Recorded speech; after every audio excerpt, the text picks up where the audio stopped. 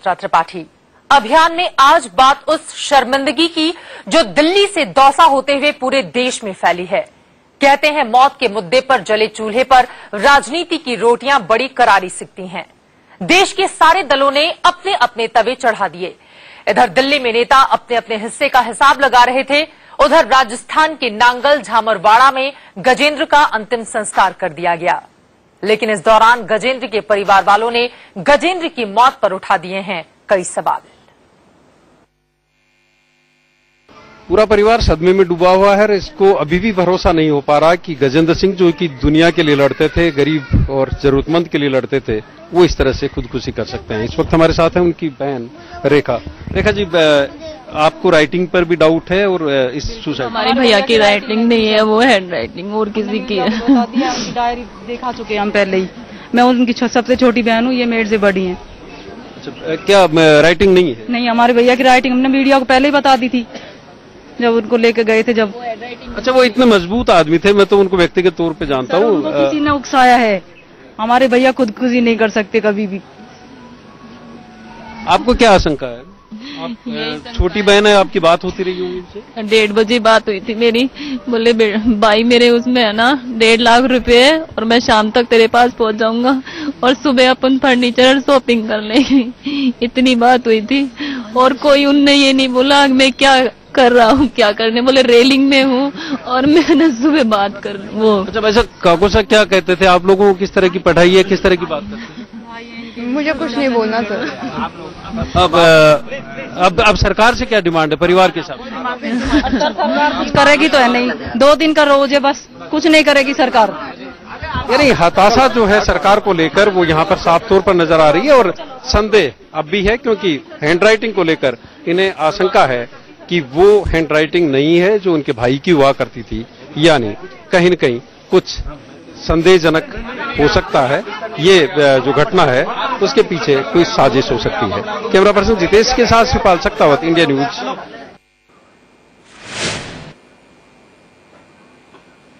गजेंद्र की बहन ने गजेंद्र की खुदकुशी को एक साजिश करार दिया है। गजेंद्र की बहन ने आरोप लगाया है कि गजेंद्र के शव के पास से जो सुसाइड नोट मिला है, उस सुसाइड नोट में जिस हैंडराइटिंग का इस्तेमाल किया गया है वो गजेंद्र की है ही नहीं। गजेंद्र की बहन को सुनिए। जिम्मेदारी ऐसी घटनाओं के पीछे उनकी होती है जो उस स्थिति से निपटने में सक्षम हो, और वही लोग वहां थे। सिर्फ आम आदमी पार्टी कार्यकर्ता थे, हम लोग तो थे नहीं, या फिर वहाँ पुलिस और प्रशासन थे। मेरे हिसाब से जब आम आदमी की रैली थी आम आदमी पार्टी की, तो सबसे ज्यादा लोग तो उन्हीं के होंगे। और सबसे मुझे दुख इस बात पे हुआ कि जब वो प्राण त्याग चुके थे उसके बाद भी उन्होंने रैली को जारी रखी। ये संवेदनहीनता थी कि किसी भी पार्टी, किसी भी नेता, चाहे वो केजरीवाल जी हो, मनीष सिसोदिया जी हो, चाहे वो कुमार विश्वास जी भी हो, कितने भी बड़े हो, देश में राजनीति अपनी जगह अलग स्थान रखती है, इंसानियत अपनी जगह अलग स्थान रखती है। इंसानियत के नाते वो लोग मेरे भाई को बचा सकते थे। जो उन्होंने बहुत बड़ा एक गलत काम किया है, एक बहुत बड़ी लापरवाही की है, चाहे वो पुलिस हो और चाहे आम आदमी पार्टी हो। और मैं खुद केजरीवाल जी को दोषी मानता हूँ इस मामले में कि जब उनको ये चीजें नोटिस में थी तो उनको अपने कार्यकर्ताओं को ये चीज इशारा करके बोलनी चाहिए थी कि उनको उतारें, नहीं चढ़ने दें। अरे जब वो खुद चढ़ के खंबे पे तार काट सकते थे कि एक मरते हुए इंसान नहीं रोक सकते। महत्वपूर्ण सवाल यहां पर आम आदमी पार्टी के ऊपर खड़े कर रहे हैं परिवार के लोग। गजेंद्र के भाई, गजेंद्र की बहन, दोनों गजेंद्र की मौत को साजिश बता रहे हैं। लेकिन इन सब के बीच एक हैरान करने वाली बात सामने आई है। खबर यह है कि दिल्ली के जंतर मंतर पर किसान रैली करने के पहले दिल्ली के डिप्टी सीएम मनीष सिसोदिया ने गजेंद्र से संपर्क किया था। इस बात को गजेंद्र के भाई विजेंद्र और गजेंद्र के एक करीबी भी मानते हैं। पहले गजेंद्र के करीबी की बात सुन लीजिए।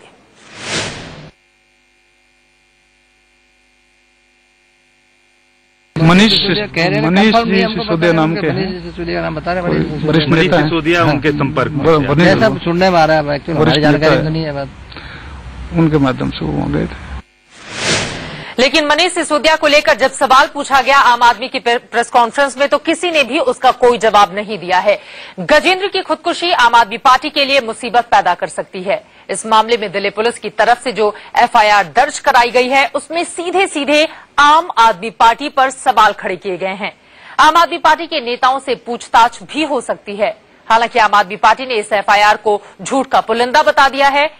आपने इशारों में इसे केंद्र सरकार की बड़ी साजिश का हिस्सा बताया है। देखिए रिपोर्ट।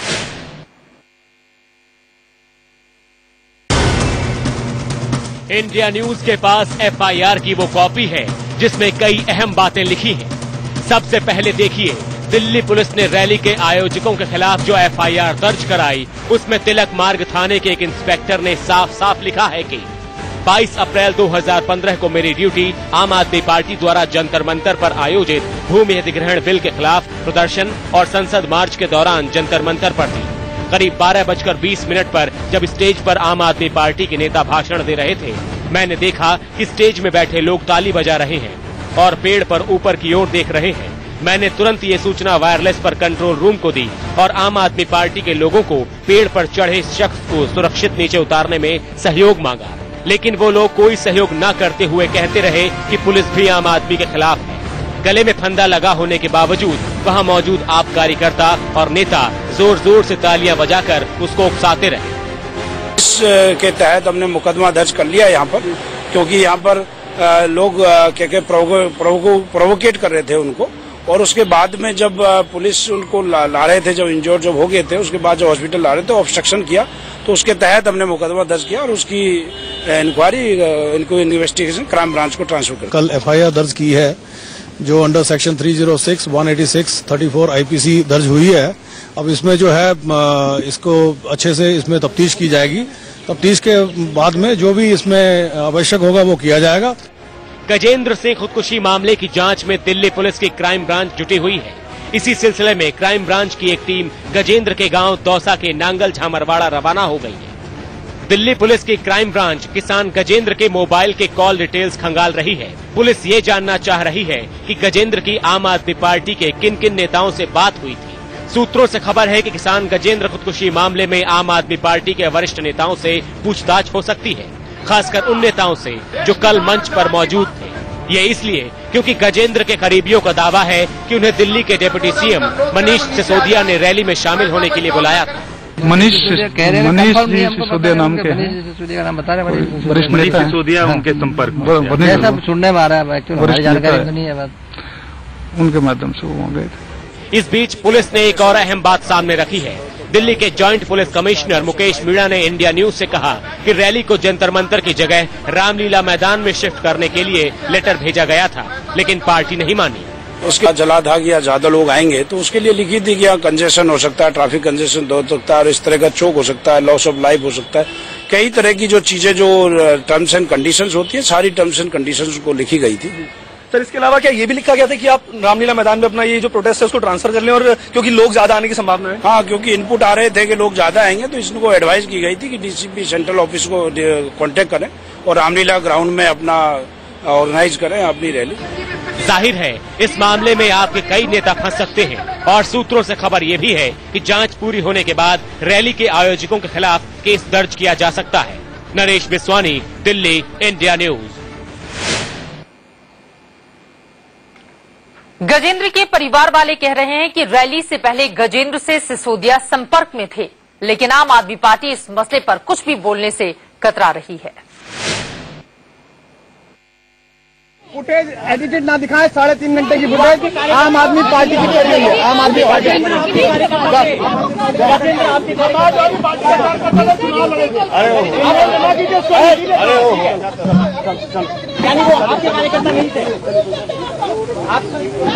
फुटेज एडिटेड ना दिखाएं, 3.5 घंटे की फुटेज आम आदमी पार्टी की कर रही है। आम आदमी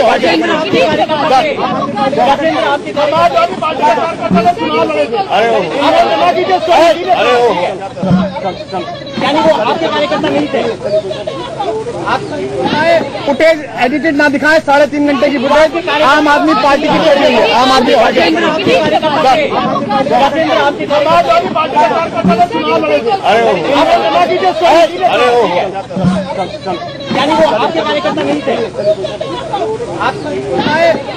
एडिटेड ना दिखाएं, 3.5 घंटे की फुटेज आम आदमी पार्टी की कर रही है। आम आदमी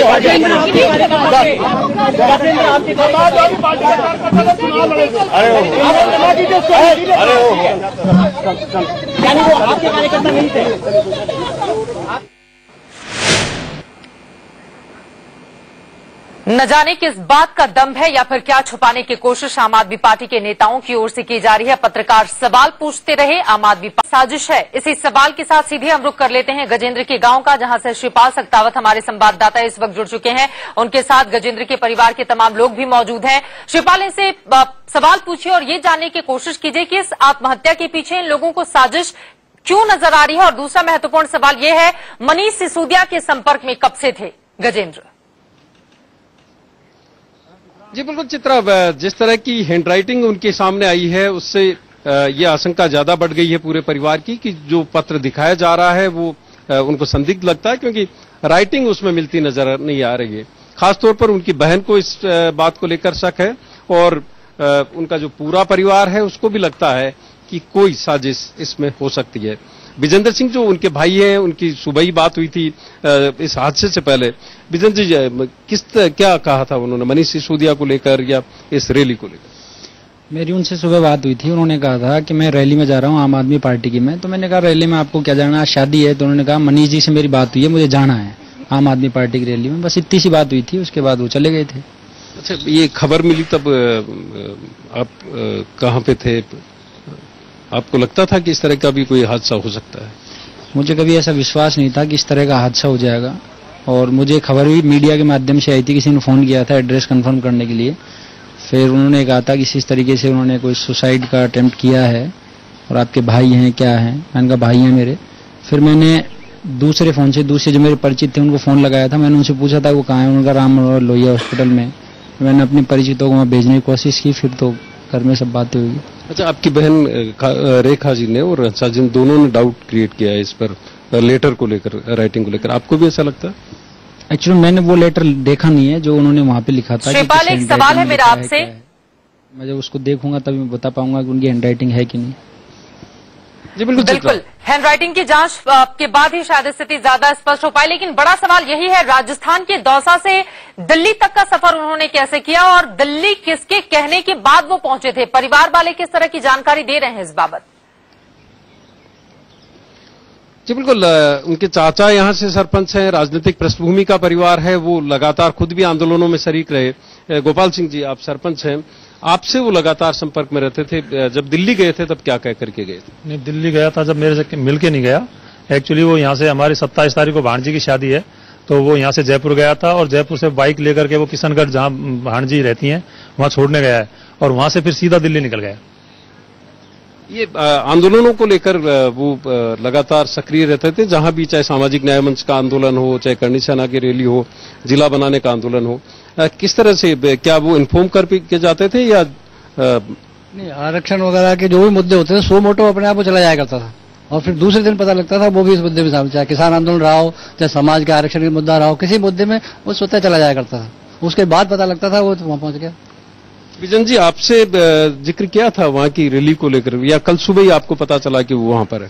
पहले मुझे कोई जिक्र नहीं किया, मेरी नॉर्मली बात होती थी कहाँ हो, क्या हो, कैसे हो। तो बताया था कि मैं गाड़ी छोड़ के आया हूँ और उसके बाद बोले मैं दिल्ली जा रहा हूँ, लेकिन ये नहीं बताया था रैली में जाना है। सुबह फोन आया था कि मैं रैली में जा रहा हूँ, इस तरीके की बात है और मेरी मनीष जी से बात हुई है और मैं रैली में जा रहा हूँ, फिर मैं उसके बाद बात करता हूँ। फिर दोबारा फोन आया था उनका, फिर उसके बाद में सब बातें हुई थी।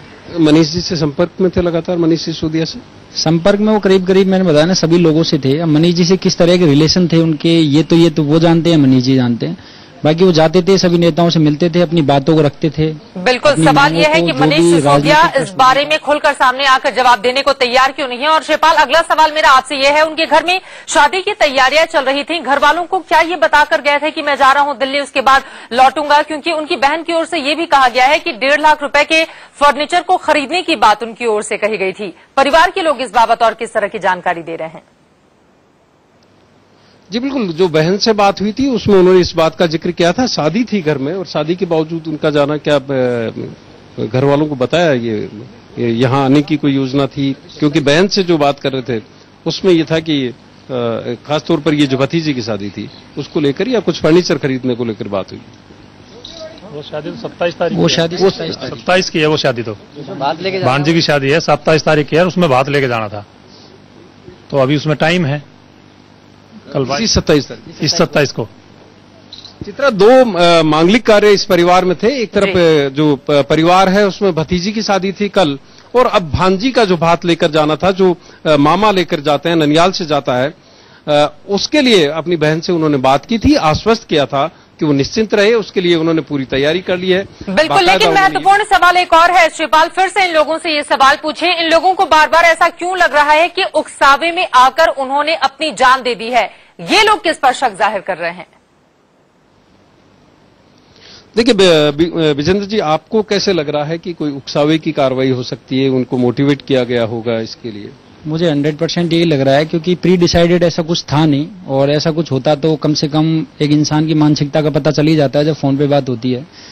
उस समय कुछ माहौल ऐसा हो, किसी ने उन्हें हाईली मोटिवेट किया हो, और मोटिवेशन के चक्कर में या कुछ किसी आदमी ने उनको ये कहा हो कि इस तरह से करने से आपकी बात सुनी जाएगी, और उस तरह का उन्होंने प्रयास किया हो, या हो सकता है किसी और व्यक्ति का कुछ उसके पीछे उद्देश्य हो, क्योंकि ये बातें मेरी जानकारी में नहीं है क्या बात हुई क्या नहीं हुई। बाकी मुझे लगता नहीं कि सुसाइड जैसा वो अटेम्प्ट उठाएंगे, ऐसा मुझे लगता नहीं है। जी बिल्कुल चित्रा, वो बिल्कुल जुझारू जोशीले इस तरह के व्यक्ति थे, लेकिन भावुक जरूर थे वो लोग जो उनको जानते हैं। आप लोगों की मदद में वो अक्सर खड़े होते थे, किसानों की मदद में। क्या ऐसी घटना वो कर सकते हैं, आपको लगता था? सर, ऐसी घटना तो उसकी कोई उम्मीद ही नहीं थी। फिर जाने कैसे उसने ईश्वर की कृपा थी हमारे पास रहना नहीं था, जो उसने कर ली, नहीं तो ऐसा लगता नहीं था। हर आदमी की, मतलब गरीब तबके के आदमियों की मदद भी करता है, किसान रैलियों में बेकर के चले जाते। वो किसानों को लेकर वो खास तौर पर गंभीर थे, उनकी जो खराबा हुआ फसल का उसको लेकर वो चिंतित थे, पूरे परिवार से बात करते थे। खास तौर पर जो चाचा है उनके, जो सरपंच है, गिरदावरी को लेकर भी वो लगातार सवाल खड़े करते रहते थे। क्या चिंता थी फसलों को लेकर, किसानों को लेकर? किसानों के बारे में ये कहता था कि अब की बार तो किसान पूर्णतः बर्बाद हो चुके हैं, अब उनकी कैसे वो होगी, क्योंकि हमारी पूरी खेती को वही संभालता था। इसलिए वो बार बार ये कई बार उसके जिक्र आया था कि अब की बार फसल बिल्कुल बर्बाद हो चुकी है, अब की बार कैसे क्या हो पाएगा। जी शिवपाल, ये कई बार उसके मुंह से निकली थी। बाकी उसका ये नहीं लग रहा था कि वो इस तरीके का कोई काम करने के लिए वो है। चित्रा, वो आमतौर पर यहाँ के जो स्थानीय पत्रकार हैं उनसे इन समस्याओं को लेकर जिक्र करते थे, प्रेस नोट लेकर जाते थे, और उनके जो करीबी मित्र हैं, पत्रकार भी हैं, गजेंद्र सिंह। बिल्कुल वक्त की कमी है, इस वजह से यहीं पर आपका शुक्रिया अदा करना चाहूंगी शिवपाल। लेकिन सबसे बड़ा सवाल यही है, परिवार वालों को साजिश नजर आ रही है। सवाल बड़ा ये है, क्या निष्पक्ष तरीके से पूरे मामले की जांच कराई जाएगी, और जो सच है इसके पीछे वो सच सामने आ पाएगा क्या? इसी के साथ एक छोटे से ब्रेक के लिए हम रुकेंगे। आगे देखिए बीच बहस में।